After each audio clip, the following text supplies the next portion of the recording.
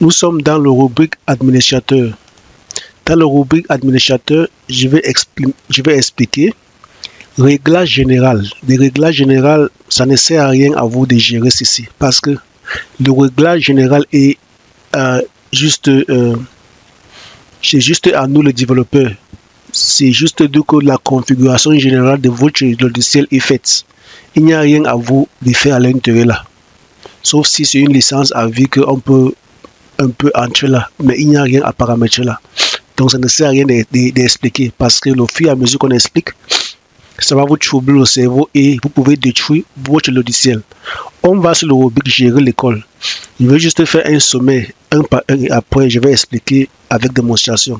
Gérer l'école. C'est ici qu'on peut changer le nom de l'école, on peut choisir le type de bulletin, on peut choisir beaucoup de choses, les couleurs de bulletin,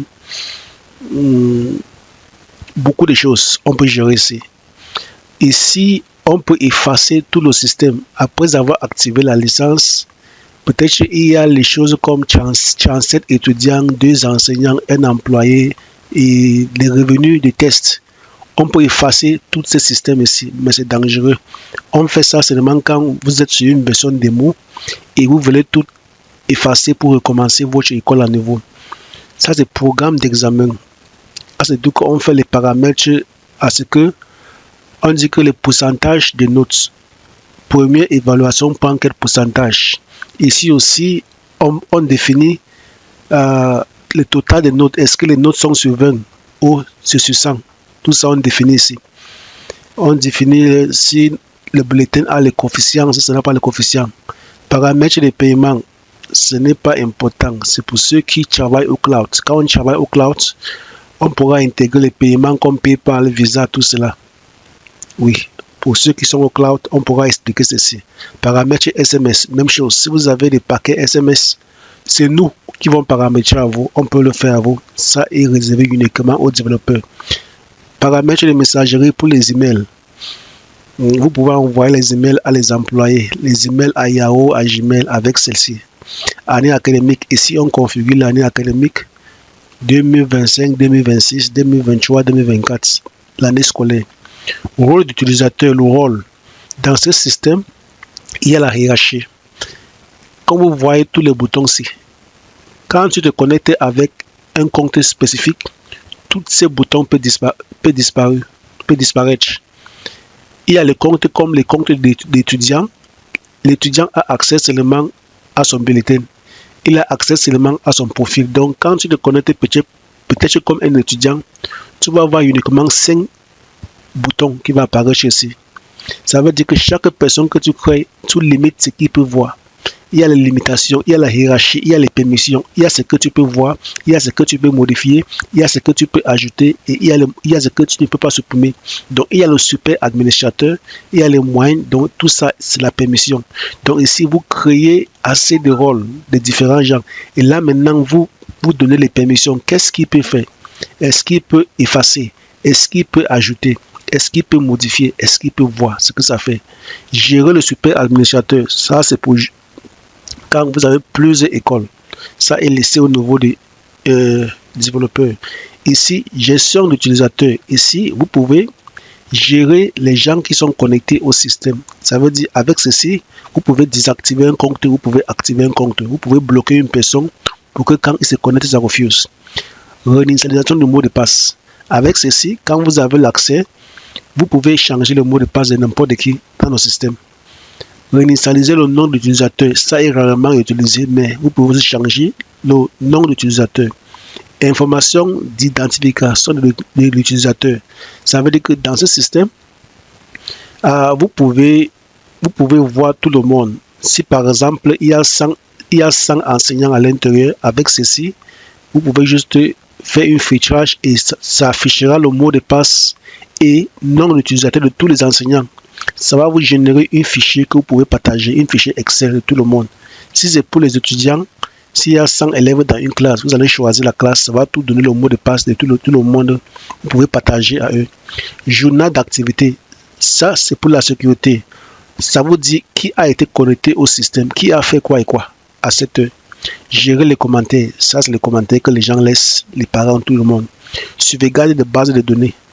Vous pouvez sauvegarder ce système chaque jour pour qu'au fur et à mesure, si peut-être votre ordinateur est en panne, vous pouvez restaurer l'ancienne donnée. Ça, c'est les mises à jour. Mais l'étape, si on va bloquer, ce n'est plus important. Heure d'ouverture, ce n'est plus important. Donc, on commence ici. Gérer l'école. Au niveau de gérer l'école, on clique sur modifier. Quand nous sommes là, au niveau de gérer l'école, je n'explique pas ce bouton parce que ça s'agit d'emploi de temps. Quand on serait au module d'emploi de temps, je vais expliquer ce que ce bouton fait. Ici, c'est juste pour choisir le type de bulletin. Si nous avons mis les types de bulletins, on peut choisir ici le type de bulletin à utiliser. C'est ici qu'on choisit. Toutes ces autres choses sont réservées aux développeurs. Donc, on va juste défiler ça aussi. C'est d'où qu'on peut changer la couleur du bulletin. On peut la taille du bulletin, la taille de différentes choses. C'est beaucoup de options là que on va vous en détail, quand on explique au fur et à mesure, vous allez comprendre ceci. Donc ici, on peut changer les textes qui apparaissent en bas du bulletin. Les textes comme peut-être après le logo, il y a le logo bulletin, il y a le logo au milieu du bulletin, il y a les textes qui est écrit en bas des logos comme les arrêtés, beaucoup de choses. Il y a aussi les devises, beaucoup de choses on peut changer là. Il y a voici les devises que vous pouvez changer. Vous pouvez changer l'adresse de votre école ici, le téléphone, l'email de votre école, vous pouvez changer ici. Beaucoup de choses. La devise, le monnaie, vous pouvez changer ici. Vous pouvez changer la langue. Ça, c'est le groupe 1, groupe 2. Ça apparaît au niveau des bulletins. Ici, on attribue les différents groupes à les matières. Il y a les matières scientifiques, il y a les matières littéraires. Vous pouvez changer les logos. La signature du directeur qui va apparaître au niveau des bulletins, on change ici. Ça, c'est la fréquence, l'image qui apparaît derrière le bulletin. Le logo du système, vous pouvez changer le logo ici. Ici, c'est l'information des paiements. Les informations des paiements. Ça, vous devez changer. Par exemple, il y a les élèves qui vont payer la scolarité en ligne. Vous mettez les instructions, vous devez mettre votre détail de compte. Si c'est un compte bancaire, tout ça vous effacez. Si c'est un compte Orange Money, MTN, quel que soit, tout ça vous devez changer ici et vous mettez mettre à jour. Ça, c'est la rubrique de gestion d'école. Prochaine chose, nous allons aller à ici. Si je pense à Reset Your Data, non, je n'expliquerai pas ça parce que c'est expliqué au niveau des. C'est seulement utilisé au niveau de démo. Donc, paramètres d'examen. On va sur paramètres d'examen. Au paramètres d'examen, ça dépend du nombre des années académiques que vous avez. Si vous avez juste un seul année académique ou vous êtes déjà sur le deuxième comme ceci. Donc, ici, on fait les paramètres de chaque année académique. Quand une année académique est déjà passée, on ne fait plus les modifications. Mais quand c'est une nouvelle année académique comme ceci, on peut venir ici, on peut modifier. Dès que c'est fait, pourcentage de notes d'examen. Ici, c'est juste le total. Est-ce que toutes les notes au système seront sur 20 ou est-ce que ça serait sur ça? Ça veut dire que quand les enseignants donnent les évaluations, donnent les examens aux étudiants, ils composent sur quoi? En quel total? Ça veut dire que toutes les notes doivent être entrées sur 20, 19 sur 20, 10 sur 20. Ou si vous changez sur 100, ça veut dire que toutes les notes doivent être entrées sur 100. Ça veut dire que 90 sur 100, 50 sur 100, c'est ce que ça veut dire.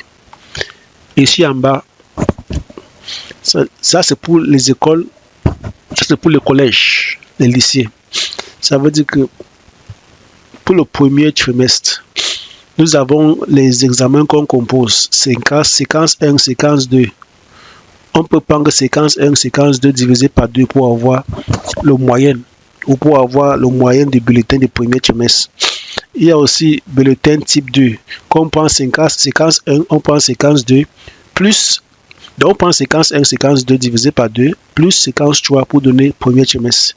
Donc là, maintenant, les 40%, ça veut dire que si vous avez, si c'est un bulletin de type 1, ça veut dire que le premier examen qui est séquence 1 prend 40% et le deuxième prend 60%. Quand vous changez ça en 50, ça en bas aussi va changer automatiquement.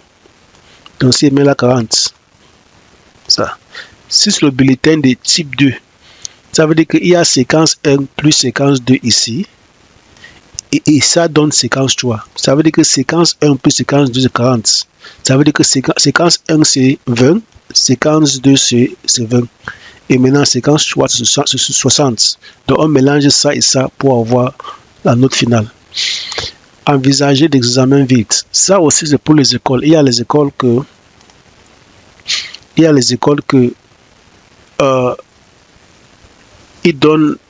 ils vont favoriser quelques élèves qui n'ont pas composé un examen. On peut dire que peut-être pour avoir la note annuelle, il faut diviser le premier trimestre, deuxième trimestre, troisième trimestre.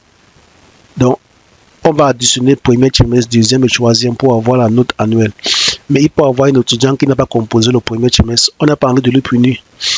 On veut dire au système que non, calcule seulement, divise seulement par 2. Il ne faut pas considérer premier trimestre. Donc ça, c'est pour les cas des écoles spéciales qui font le mafia avec les élèves. On peut aussi dire que okay, si une personne n'a pas composé une matière, ça ne considère pas. C'est tout ce que ça veut dire ici. Matière virée, tout cela. Il y a les écoles qui utilisent les compétences. Vous voulez activer les compétences, vous mettez oui. Les coefficients, vous mettez oui. C'est ce que ça veut dire. On va maintenant sur le rubrique des années académiques. Année académique ici, là, on crée les années académiques. C'est pour créer. Vous voyez que nous avons déjà créé une année académique existe déjà dans ce système. Une année académique existe déjà dans ce système. Donc, ça serait mieux peut-être qu'on efface. Donc, nous avons juste déjà 2 années académiques. Mais pour créer une année académique, on vient ajouter ici. Comme c'est déjà expliqué, vous devez mettre le mois que ça commence. Si c'est septembre 2025 jusqu'à juin 2026.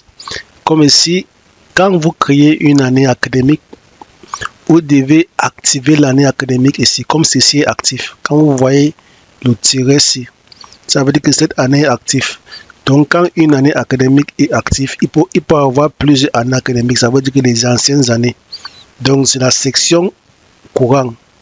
C'est l'année courant qui doit être activée. Comme ça, si nous sommes maintenant en 2024, 2025, vous voyez comme ça est activé. C'est ça. Donc, après création d'une année académique, on doit activer.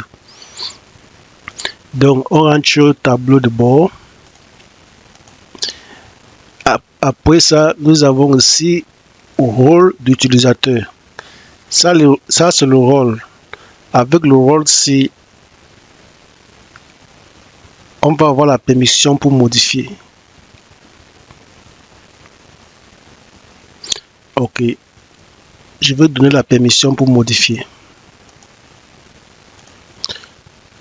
Donc, il y a la permission maintenant, rôle d'utilisateur. Quand nous cliquons sur rôle d'utilisateur, on peut ajouter plusieurs rôles. Vous pouvez ajouter le rôle là. Si on vous donne la permission. Ici, dans l'école, on peut avoir le rôle comme secrétaire. On peut avoir le rôle comme comptable. On peut avoir le rôle comme administrateur. On peut avoir le rôle comme enseignant. On peut avoir le rôle comme étudiant. Si on vient sur, par exemple sur étudiant, on clique sur modifier. On peut changer le nom du rôle. Ok, ça c'est le rôle. Le rôle, ça veut dire que les différentes hiérarchies, c'est avec ça qu'on va attribuer les permissions. Qu'est-ce qu'ils peuvent faire et qu'est-ce qu'ils ne peuvent pas faire. Ça c'est le rôle.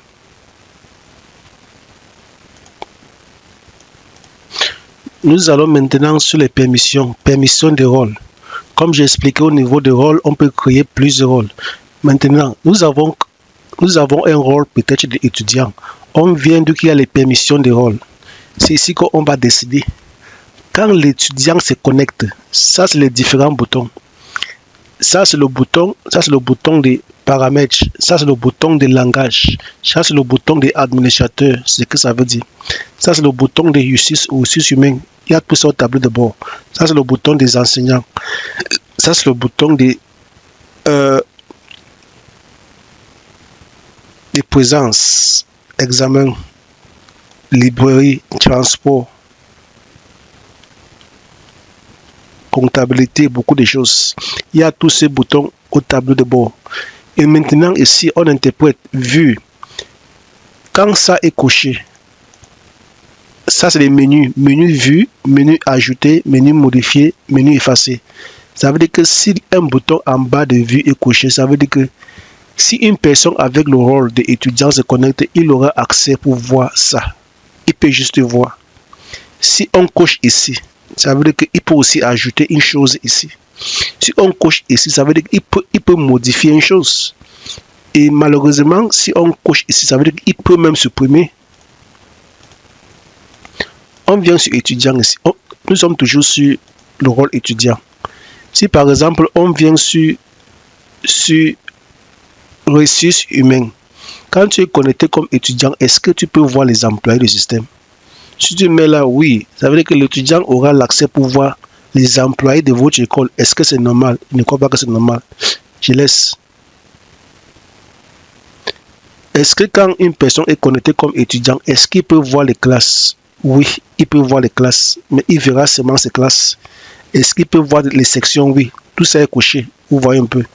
Au niveau des soumissions, ça veut dire que soumettre les devoirs, oui. Le bouton de ajouter est coché, ça veut dire qu'il peut ajouter. Si vous prenez ça, ça veut dire qu'il peut même modifier. Si vous prenez ça, ça veut dire qu'il peut modifier, parce qu'il peut supprimer, parce que ça est en bas du menu supprimer. Donc quand on coche, on décoche n'importe quelle option, ça veut dire qu'on donne les permissions à le rôle, ce qu'il peut faire, ce qu'il ne peut pas faire. Donc c'est la même chose avec tout autre rôle qu'on va partir. Donc nous allons au prochain. Nous avons gestion d'utilisateur. Gestion d'utilisateur. Ici, j'ai dit qu'on peut activer et désactiver un utilisateur. C'est toute l'option là-bas. On peut choisir le type d'utilisateur, soit enseignant. On choisit tous les enseignants et ça va nous fournir les listes des enseignants. Ici, maintenant, on peut désactiver le compte. Ça veut dire que quand l'enseignant va maintenant essayer pour se connecter, ça va refuser. Ça veut dire que son compte a été désactivé. Contactez l'administration pour la raison. C'est tout ce que ça veut dire. On peut désactiver et on peut activer. C'est ce que ce bouton fait. Nous allons encore sur l'autre chose. Il y a réinitialisation du mot de passe. Un étudiant peut venir, un enseignant peut venir vers vous dire que son compte, il a oublié son mot de passe. Donc vous devez choisir le type de personne qui vient à vous. Si c'est un étudiant, vous choisissez sa classe, il est ici. Vous choisissez le nom de l'étudiant. Si c'est étudiant de mot de choix, vous choisissez. Vous mettez juste son nouveau mot de passe et la même chose ici. Quand vous définissez ce mot de passe, vous mettez mettre à jour et on va rentrer au niveau du tableau de bord pour maintenant voir la liste de mots de passe de tout le monde. On vient toujours sur administrateur, donc il y a information d'identification de l'utilisateur. On clique là, ça nous permet de voir tout le monde et les mots de passe. Donc ça peut générer un fichier qu'on peut partager. Que voici votre nom d'utilisateur et voici votre mot de passe. Donc ici, on va choisir le rôle de l'utilisateur. On a envie de générer, on a envie de voir les mots de passe de qui et qui, de quel rôle. On a envie de voir pour tous les enseignants ou on a envie de voir pour tous les élèves. On peut choisir les élèves ici. On choisit une classe particulière. On peut choisir aussi une élève particulière où on prend le tout. Ça nous affiche tous les élèves de cette classe et les informations d'identification. C'est là maintenant qu'on va copier et partager soit aux parents ou à l'élève. Voici son nom, son utilisateur, voici son mot de passe. On partage. Et c'est ce que ça fait. Nous allons sur la prochaine chose. nous sommes ici, journal d'activité. Au journal d'activité, on va voir qui a été connecté au système, à quelle heure et à quelle heure, à quelle heure et à quelle heure. Ça, juste ça veut dire que ce compte a été connecté au système à cette heure-ci. Donc, quel que soit ce qu'on fait dans le système, si une personne fait une chose, ça dit qu'une personne a fait une chose. C'est pour la sécurité, ça vous aide à savoir qui s'est connecté au système, qui a fait quoi et quoi. Et ce que ça fait, journal d'activité. Vous pouvez aussi filtrer ici. Donc, nous continuons. Ça, c'est les sauvegardes. Sauvegarde des bases de données. Oui, c'est important. Et quoi, c'est que soit ça, on fera ça automatique. Donc, quand vous avez ceci, quand vous travaillez avec ce logiciel, tout ce que vous faites, vous avez inscrit les étudiants, vous avez le nombre d'étudiants par classe, vous avez la comptabilité, vous devez sauvegarder ce que vous avez fait, vous devez sauvegarder. Quand vous cliquez là, vous sauvegardez, vous pouvez télécharger. On peut télécharger ici, vous sauvegardez sur une clé USB. Au cas où peut-être votre machine a un problème, on peut restaurer avec ceci. C'est la sauvegarde. Ok, après cela, il y a encore quoi? C'est tout. Les mises à jour, il y aura une fenêtre qui va faire les mises à jour automatiques. Ça va demander votre avis. Donc ici n'est pas important. Modèle SMS, modèle email. Vous pouvez créer le modèle. Pas tellement important. C'est réservé à nous les développeurs.